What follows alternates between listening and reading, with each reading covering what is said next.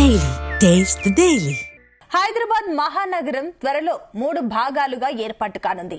ఇటీవలే GHMC delimitation తర్వాత 150 డివిజన్లు కాస్త 300 డివిజన్లుగా మార్చారు. వీటిలో 100 డివిజన్లు చొప్పున 3 కార్పొరేషన్లుగా మార్చాలని భావిస్తున్నట్లు తెలుస్తోంది. జీహెచ్ఎంసీని గ్రేటర్ హైదరాబాద్, సికింద్రాబాద్, సైబరాబాద్ అనే 3 కార్పొరేషన్లుగా మార్చనున్నట్లు తెలుస్తోంది. ప్రతి కార్పొరేషన్ లో 20 సర్కిళ్లు, 4 జోన్లు ఉండనున్నట్లు తెలుస్తోంది. దీంతో నగరంలో 3 మేయర్లు ఉండనున్నారు.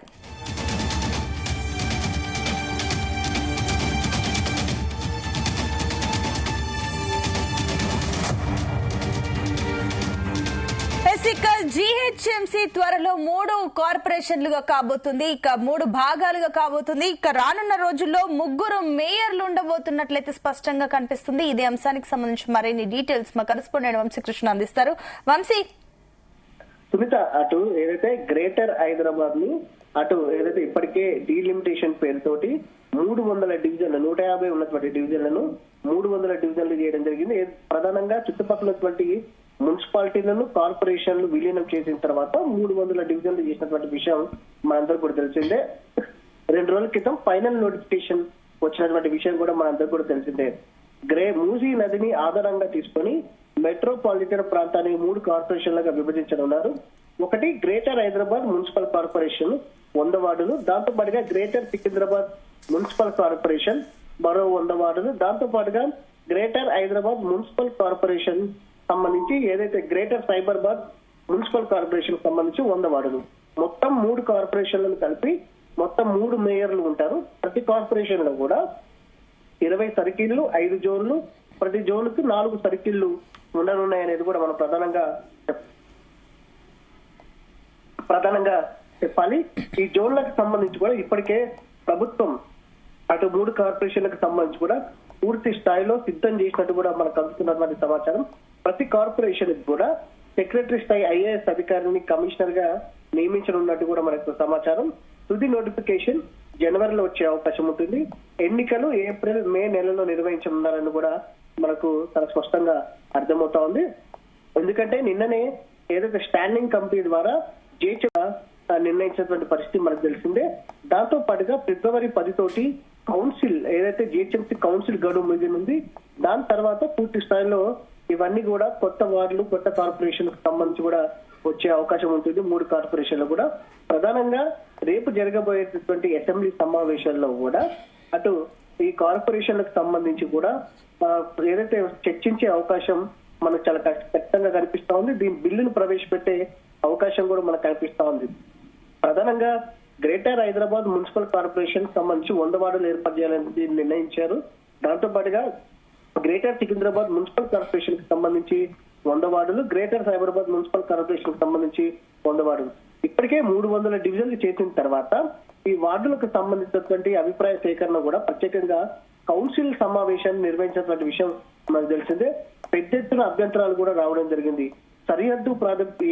ఏదైతే సరిహద్దు ప్రాతిపదికన అటు వార్డులు డీలిమిటేషన్ చేశారా, లేకపోతే జనాభా ప్రాతిపదికన వార్డులు ఏదైతే వార్డు డీలిమిటేషన్ చేశారా అంటే కూడా పెద్ద ఎత్తున విపక్షాల నుంచి ఏదైతే ఆందోళన కార్యక్రమాలు చేసినటువంటి పరిస్థితి కూడా మనకు తెలిసిందే.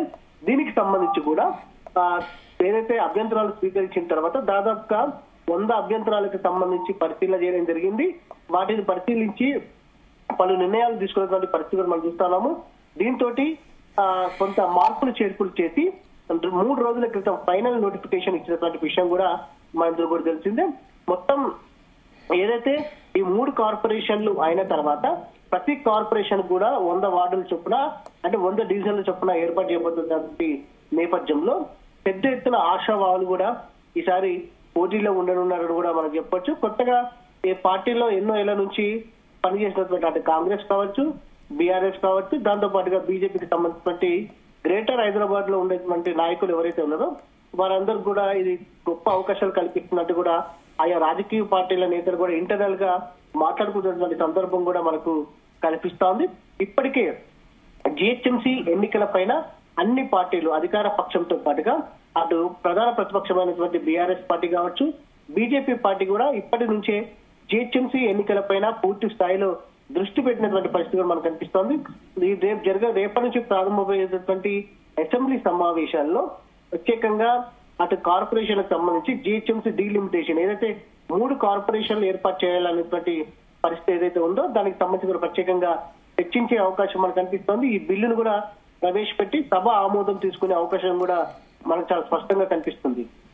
అయితే వంశీ, ఇప్పుడు గతంతో పోలిస్తే కూడా ఇప్పుడు ఏదైతే డివిజన్ల పరిధి కానీ సర్కిల్స్ ల పరిధి కానీ ఇప్పుడు ఎక్కువగా పెరిగింది. ముందున్న మెయింటెనెన్స్ తో కంపేర్ చేస్తే ఇప్పుడు ప్రాక్టికల్ గా ఇవన్నీ పెంచడం వల్ల దీని మెయింటెనెన్స్ ఏ రకంగా చేయబోతున్నారు అనుకోవచ్చు? ఖచ్చితంగా విషయం ఏంటంటే 300 డివిజన్లు అయిన తర్వాత విపక్షాల నుంచి ప్రధానమైనటువంటి అంశం కొత్తగా ఏర్పడినటువంటి ఈ డివిజన్లకు సంబంధించి మ్యాన్ పవర్ ని ఎలా సమకూరుస్తారు. దాంతో పాటుగా ఇప్పటి వరకు మున్సిపాలిటీల కార్పొరేషన్లో ఉన్నటువంటి ఈ 27కు సంబంధించి జిహెచ్ఎంసీలో విలీనం చేస్తున్నటువంటి నేపథ్యంలో మౌలిక సదుపాయాలు ఎలా ఉండబోతున్నాయి.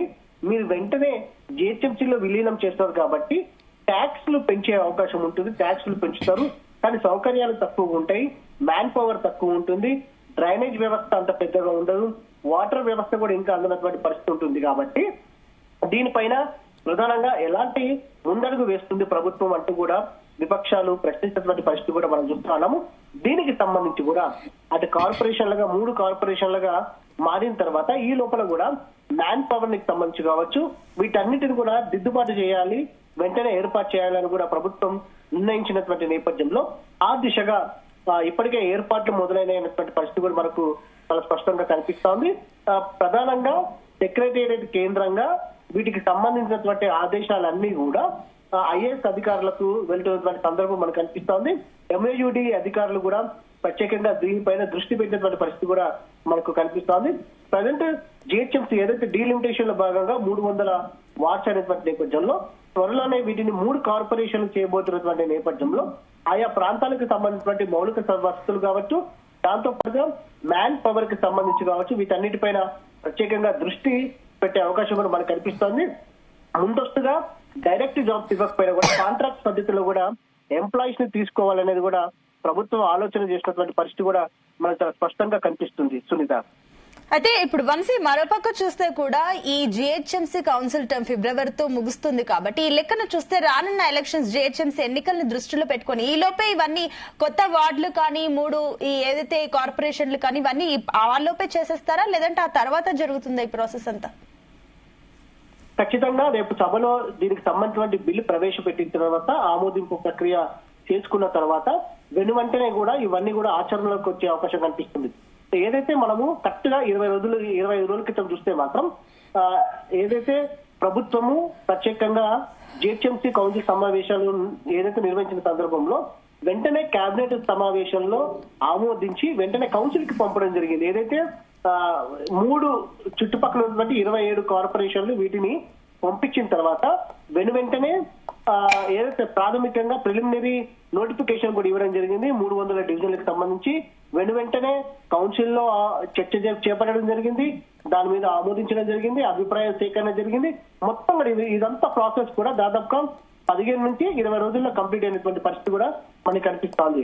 రేపు శాసనసభలో కూడా ఇదే అంశం మీద 3 కార్పొరేషన్ల ఏర్పాటుపై చర్చించిన తర్వాత ఆమోదయోగ్యం పడిన తర్వాత వెంటనే దీనికి సంబంధించిన పనులన్నీ కూడా ఫిబ్రవరి లోపలనే కంప్లీట్ చేయాలనేది కూడా ప్రభుత్వం ఆలోచిస్తోంది.